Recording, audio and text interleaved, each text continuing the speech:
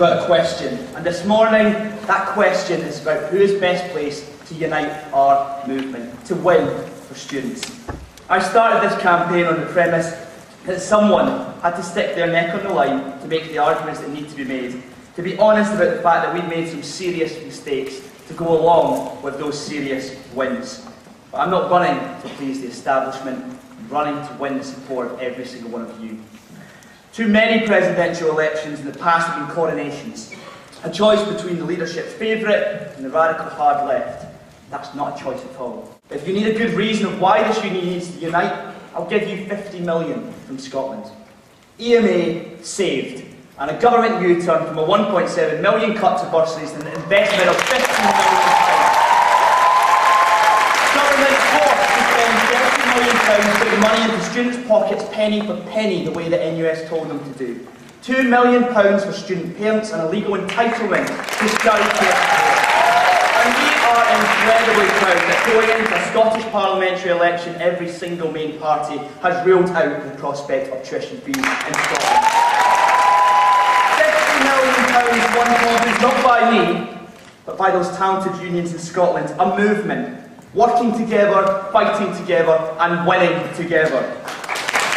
As NUS Scotland President, I've been VPHE, VBFE, VPUD, whatever abbreviation you want to throw at me. And I'm proud to say that under my leadership, college students have always been a priority. And so this election is not a choice between HE and FE, and I ask only one thing. Please make your decision based on the substance of our narrative, not the letters in our job title. This election is about vision. We've got £9,000 fees. Simply being at the table failed. But so did direct action. Protests, marches, occupation, even smashing our way into the headlines haven't stopped the fee hike. At times, we've all let violence obscure the whole point of our actions. Some might say that nothing has worked and we might as well give up. That would be defeatism and it would be wrong. The real lesson is that both approaches can work, but not independently and not in isolation.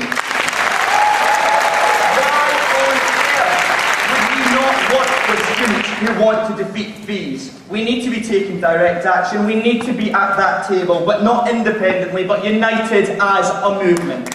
Let's take back NUS so that it works for all students, not just the usual suspects, drawing a line under division and instead drawing a line for the battlefield against this government. We need a fresh start, but most of all, we need to win. We must win.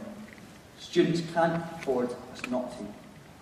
With engagement and action, through protest and through politics, impact and activism, with your support... Time, thank you. Time, thank you.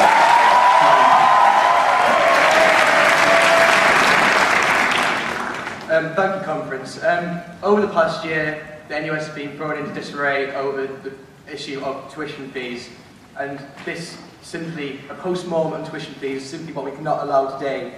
I think with the government, so many things they want to do are good in principle, and we need to negotiate, we need to get the best for students, we need to hold the government to its promises, not throw tantrums and find ourselves locked out of the negotiating room. We need to achieve progress and seize opportunities for reform, not make so-called principle stands and get knocked out of the negotiating room. I made this point before in the hustings yesterday, and I'll make it again. Nick Clegg may be some intern for a posh bloke, but he is the Minister at the table. He is the one who will be making decisions. He is the one who is going to decide our future. We need to be leading the debate, pushing ideas, being proactive, not reactionary. I want to appeal to everyone, every student, not just people in this room. There is a huge disconnect between the NUS and people on campuses. Turnout is at an all-time low. The majority of people who don't receive BMA want to abolish it. That is a tragedy. We need to convince every single person out there that support is needed for people who desperately need it. Unfortunately, over the past few years, the NUS has been a factory for Labour careers. Labour careers who would cut grants. Labour careers who failed the students' interests apart. You delegates need to show this can stop. I'm the one candidate who would never join that party.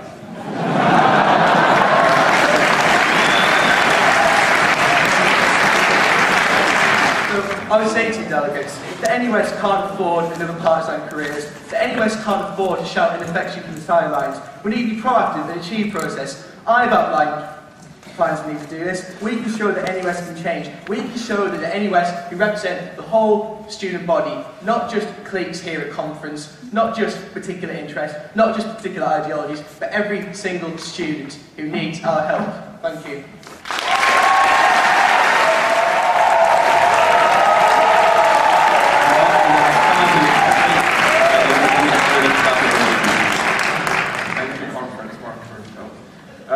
The Tories are not only slashing our public services, they have not only introduced £9,000 in fees, they have not only slashed our EMA, they are launching a full-scale ideological attack upon every single person dependent upon public services, dependent upon education in this country.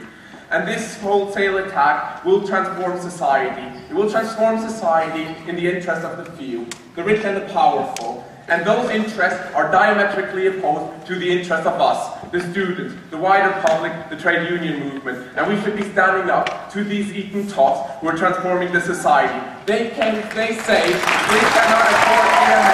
They say we cannot afford decent jobs for all. They say we cannot afford our universities. What we need to be saying at this moment in time is we cannot afford the Tories any longer in power.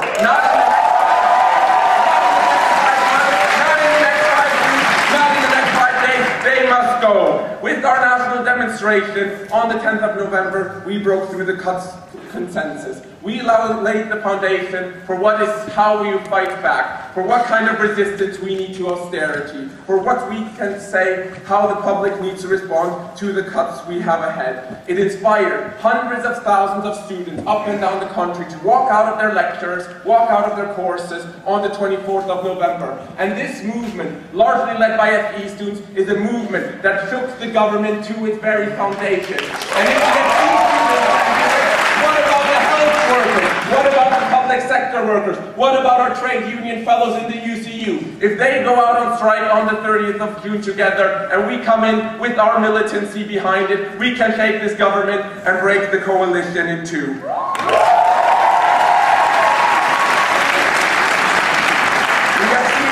The government is at this moment in time. They retreated over the sell-off of the forestry, and they're retreating over the sell-off and privatization of the NHS.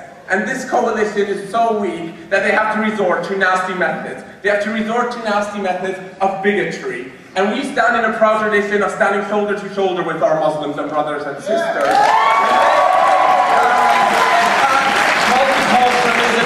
On the day that the EDL marched in Luton, we said no pasaran, the EDL shall not pass, we shall stand together shoulder to shoulder. And this nasty government is closing rape crisis lines, they're slashing LGBT services, and they're slashing the disabilities and the public mobility allowance. And we need to be saying that this divisive politics is not the future for this country. This divisive politics is not the future of our National Union of Students. Cameron can scapegoat people, but we will stand united. And standing united means taking the questions hard on, tackling the questions that the movement throws up. So when it came to violence on the 10th of November, we needed to be talking about the violence that happened in the students' movement. It wasn't the violence of the students that was appalling. It was the violence by the police. It was the violence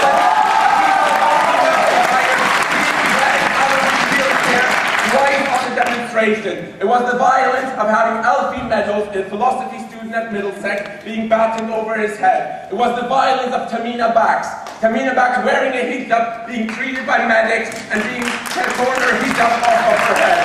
That's the violence we need to be talking about. And unlike our leadership, we failed to stand shoulder to shoulder with our students on the day of the 10th of November when the right-wing media witch-hunted our students and the police came and knocked on people's doors in the early hours of the morning. I stood there shoulder to shoulder with each and every student. And on the 9th of December, when our leadership failed to call a national demonstration and instead held a 200-week glow-stick vigil, we mobilized 30,000 students.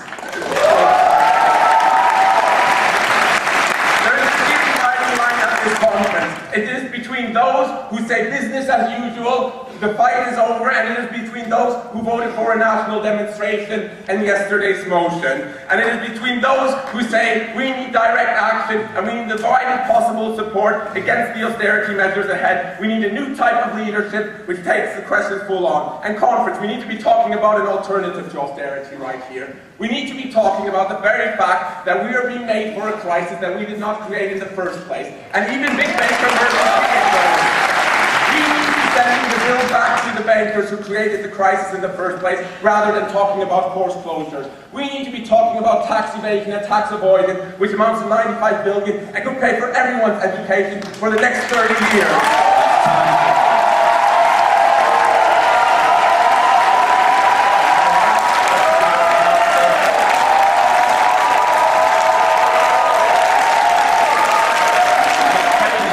Straight to the point.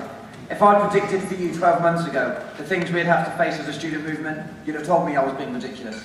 Tuition fees trebled, EMA scrapped, Future Jobs Fund history, almost 1 in 4 young people out of work, a coalition government in Westminster that has declared war on students and young people, opportunity and hope, because they think they can get away with it. They think we don't matter, that we don't care. What a disgrace these people are.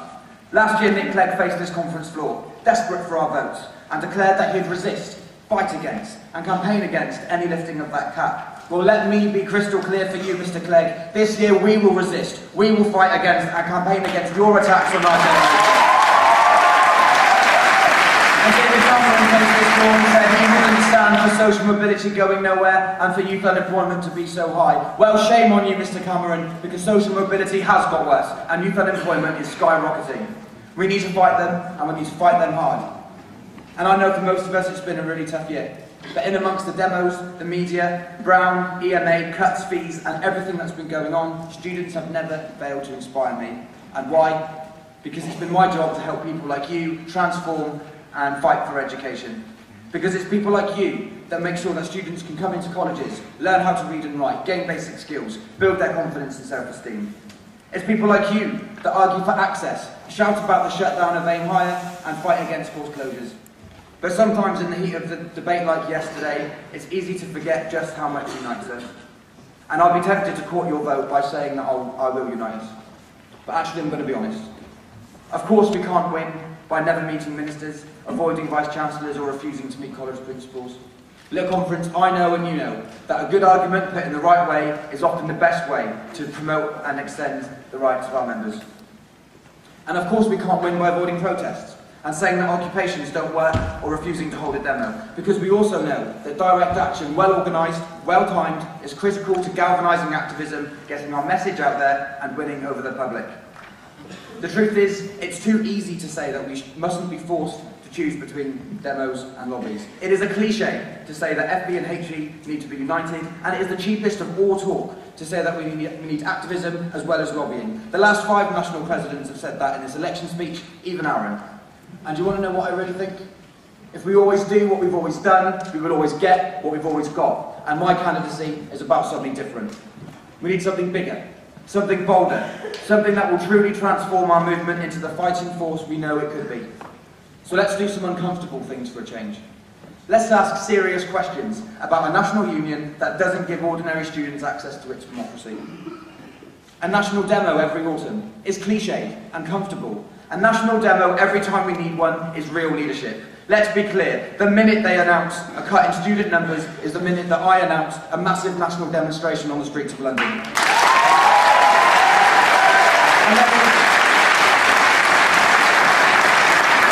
me talk about something I know makes some people in this room, some people in this election uncomfortable.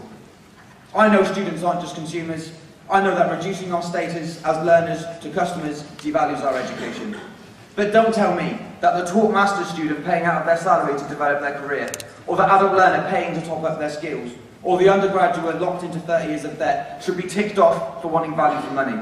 Call them student rights, call them whatever you want. If students are angry and feeling hard done by, we need to harness it and channel it into campaigning, not shutting the door because we don't like the ideology. Now is the time to re-energise our fight. Now is the time to start winning the arguments against fees and markets and prices. And now is the time to rebuild our public support. Because it's also time to broaden our funding campaign. The debate over undergraduate university fees in England is important and it matters, but it is narrow and it is time we got beyond it. Because those slogans and placards mean nothing to millions of learners across this country that need us. We need a vision for all of education, post and undergraduate, FE and HE, old and young, vocational, academic, first time and second chance. So conference, that's why it's time.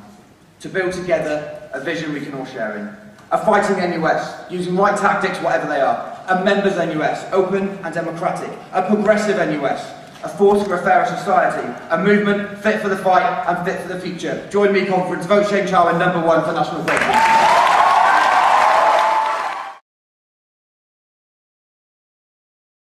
By the way, anybody in here who is sat there and thinks I'm frowning at you, I'm not wearing my glasses today.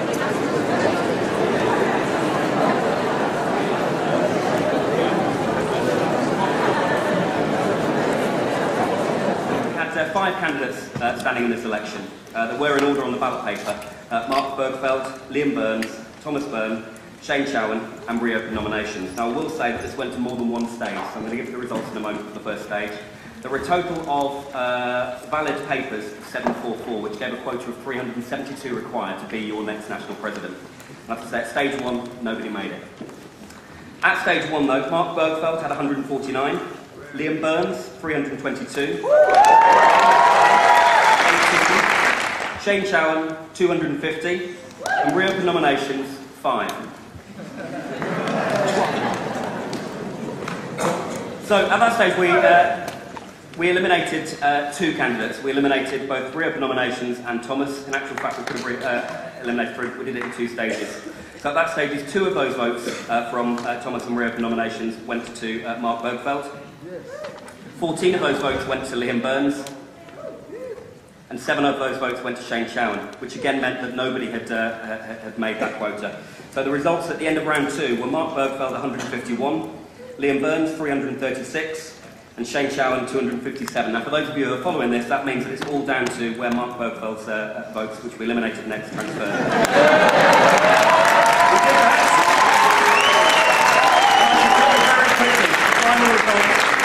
Well, Liam Byrne's 446, Shane